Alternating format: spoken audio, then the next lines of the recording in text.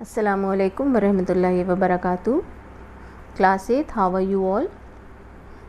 I hope you all are safe at home and healthy. I had completed lesson number 1 in chemistry and hope that you all have also completed the exercise and revised the chapter and maintained a proper notebook, interleaved copy for your chemistry and biology. Let's quickly revise the chapter. I told you what matter is. What is the definition of matter? Anything that has mass and that occupies space is called matter, isn't it? So air that is around us, or the various things which are around us in various forms, whether it is in the form of water, or the cold drink that we are having, or the food that we are taking, the articles that we are using, everything is matter. So what is this matter made up of? It is made up of very small particles which are called as atoms. And the smallest particle that exhibits all the properties of matter and does not have an independent existence is called an atom, isn't it? So atom shows the unique characteristic of an element. Is that clear?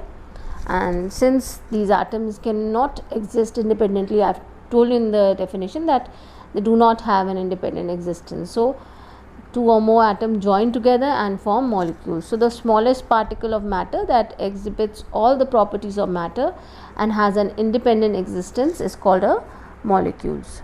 Is that clear? And so they are very small and we cannot see them unless we use a special microscope. So what is an atom? It is the smallest particle that exhibits all the properties of matter and does not have an independent existence, while the smallest particle of matter that exhibits all the properties of matter and has an independent existence is called a molecule. Is it clear? So in this regard, the theory that was put forward was kinetic theory of matter. So the kinetic theory of matter states that every substance, whether it is solid, liquid or gas, it is made up of tiny particles, and these tiny particles may be atoms or molecules. So what are the points or postulates of the kinetic theory of matter? That matter is made up of very small particles called atoms. Is that clear?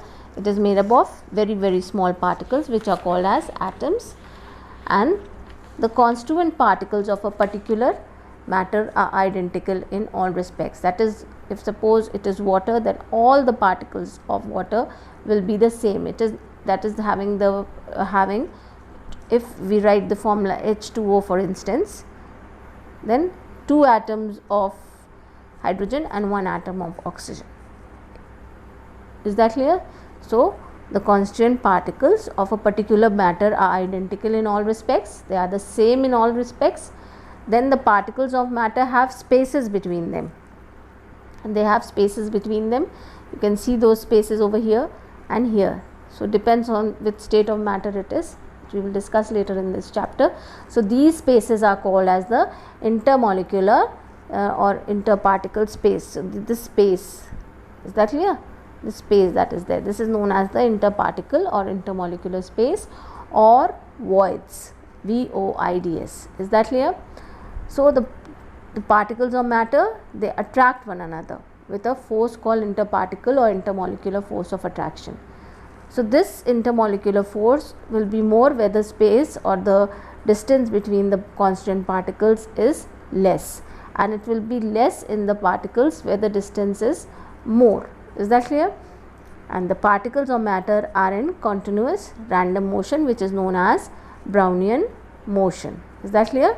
They move in a haphazard manner here and there. There is no constant direction or a uniform direction in which they move, but they move in random motion, and this motion is known as Brownian motion. And the particles of matter, they possess kinetic energy just because of their continuous motion. They are moving, so they possess kinetic energy, and this kinetic energy of particles also increases with the increase in temperature. As we increase the temperature, where we heat a particular substance, then this kinetic energy increases, and when we decrease the temperature, we cool down a particular substance, then the kinetic energy also decreases. Then the states of matter, the explanation on the basis of kinetic theory of matter. So you can see the three states, that is solid, liquids and gases, isn't it? In solids the particles are very closely packed. You can see they are very closely packed, and the particles of a solid possess least kinetic energy just because they are vibrating on their own position. There is a very strong intermolecular force of attraction and negligible or almost zero intermolecular space. As a result of this, that is the strong intermolecular attraction and negligible intermolecular space, the particles are not free to move. So they only vibrate about their mean positions. So this gives a definite shape and volume to solids. Definite shape, you understand, volume means that they will occupy a particular space. So they are hard, rigid means the shape cannot be changed easily, and incompressible, they cannot be pressed, they are solid. Some example of solids are of course wood, metals, rocks, bricks and glass slabs. Similarly in liquids, what is there? You can see the particles or molecules are loosely packed, and the particles of a liquid possess higher kinetic energy just because the intermolecular force of attraction in a liquid is weaker than solid, and intermolecular space is also more than solids. Therefore the particles are free to move through the whole bulk of the liquid. They can freely move in this whole container. However, this is the property of the liquid. They remain restricted to the liquid only.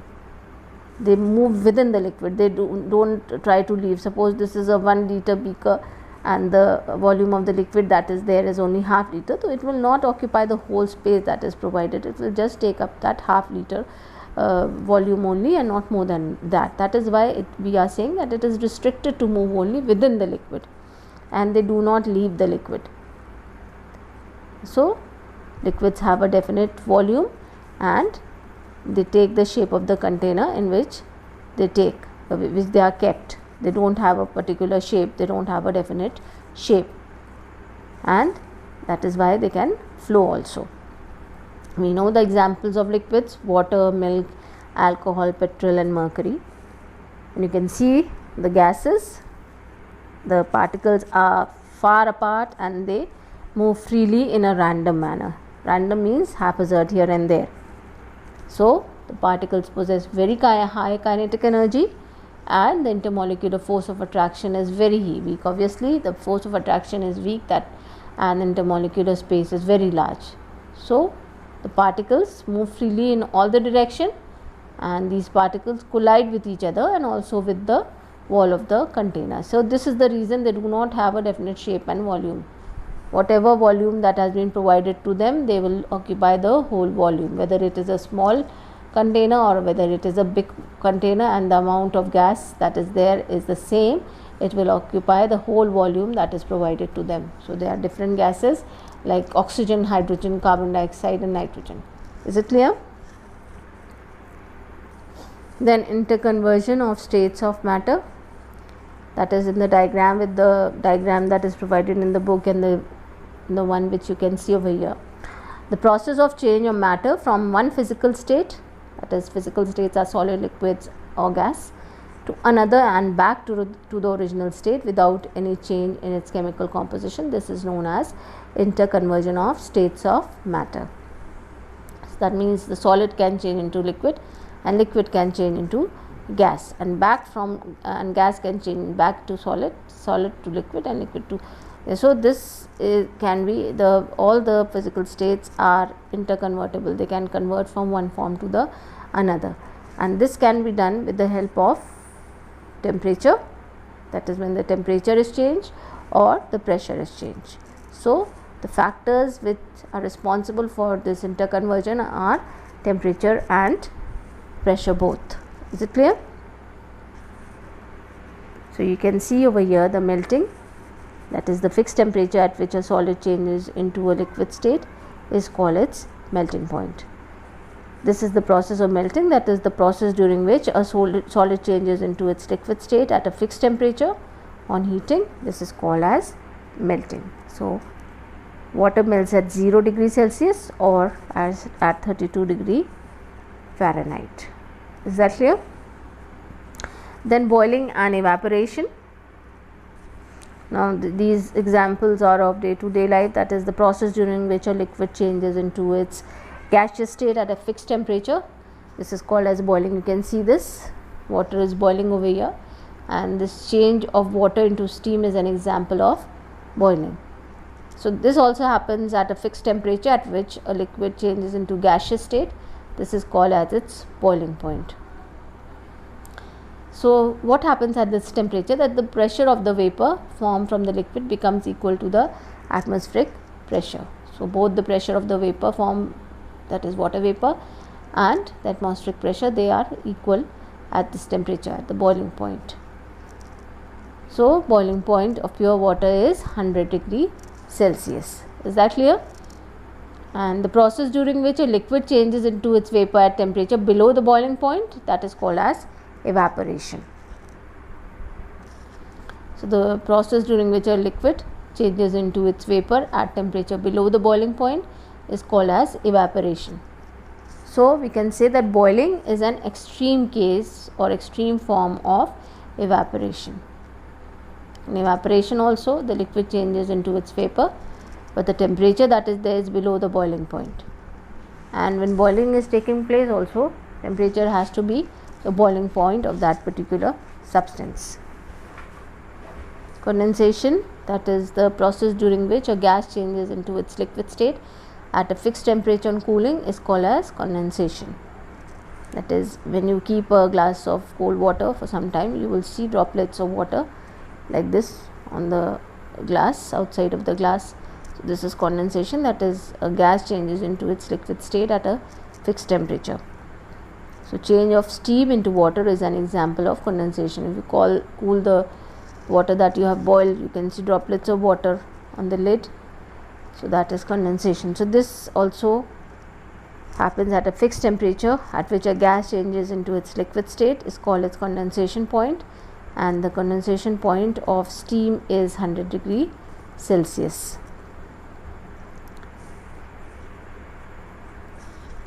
Then the process during which a liquid changes into its solid state at a fixed temperature on cooling is called as freezing. That is change of a liquid to a solid at a fixed temperature. So the fixed temperature at which a liquid changes into its solid state is called its freezing point.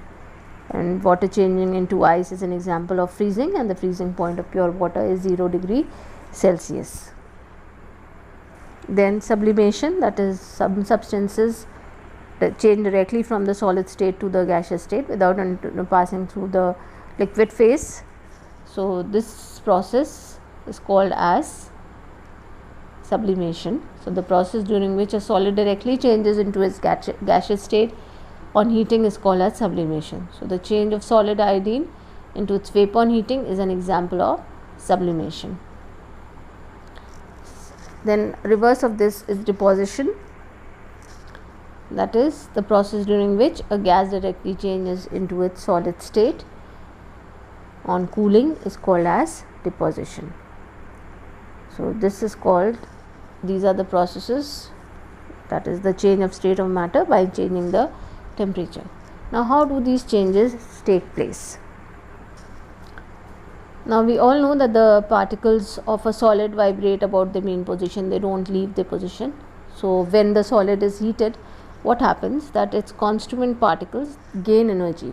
They gain energy, and what happens, they start vibrating more vigorously, more strongly. And when we heat it further, what will happen? They acquire more kinetic energy. And a time comes, that is at the melting point, the particles of a solid have sufficient kinetic energy to overcome the strong intermolecular force of attraction that holds them in fixed position. So at the melting point, they have so much of kinetic energy, so this intermolecular force of attraction is overcome and the particles start moving, and the substance in solid state change into the liquid state. Is it clear? Similarly, when it is heated further, the particles acquire more kinetic energy, And at the boiling point, what happens? The particles of a liquid have sufficient kinetic energy to overcome the intermolecular force of attraction that binds the particles of liquid. So they start leaving their surface. The particles become free to move in any direction now, and the substance in liquid state changes into the gaseous state. Now when it is cooled back, that is when a substance in gaseous state is cooled, what happens? The constituent particles, they lose their kinetic energy. Whatever kinetic energy they had gained and they had changed into the gas, they start losing. And at the condensation point, the intermolecular force of attraction increases and the intermolecular space decreases, as you can see in the liquid. And the substance in gaseous state changes into the liquid state. And when you cool this liquid further, the kinetic energy of the particle decreases further, and at freezing point, the intermolecular force of attraction increases and the intermolecular space becomes also decreases. It is almost negligible, and the particles do not move from the position, and the substance in liquid state changes into the solid state.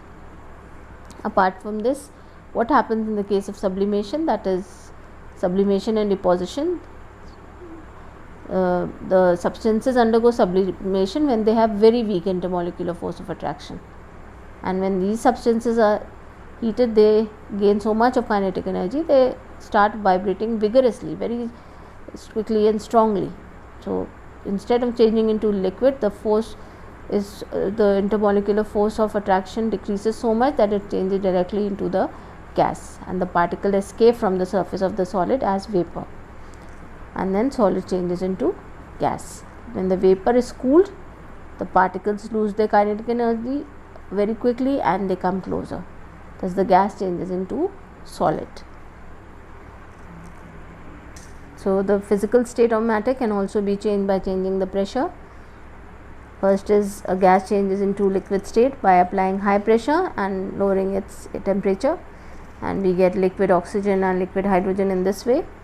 Apart from this, the LPG cylinders, gas cylinders that you have at home, what you have there, LPG is in the liquid state under high pressure, and when you open the valve of the regulator, the pressure is released. So LPG comes out in the form of a gas.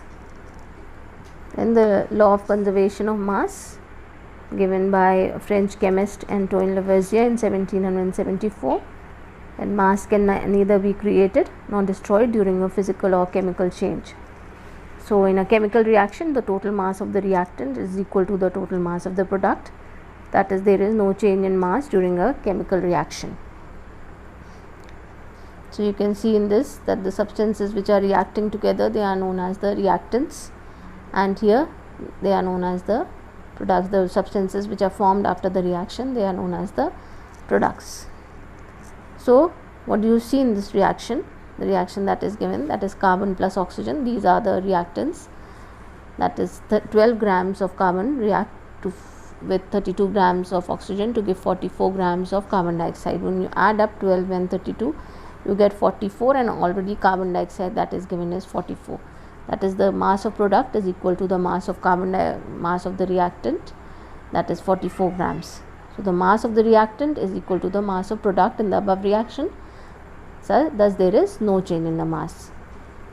So this is the law of conservation of mass, but this has certain limitations. That is, it does not hold good for reactions that involve conversion of an appreciable, that is huge amount of mass into huge amount of energy. For example, the nuclear reactions. So the law of conservation of mass does not hold good for these nuclear reaction, that the reactions which involve nucleus and or nuclei, that is the nuclear fusion and fission reaction, which you will study in detail in the later chapters. Please revise the whole chapter and you will be given a test on next Saturday. Allah Hafiz.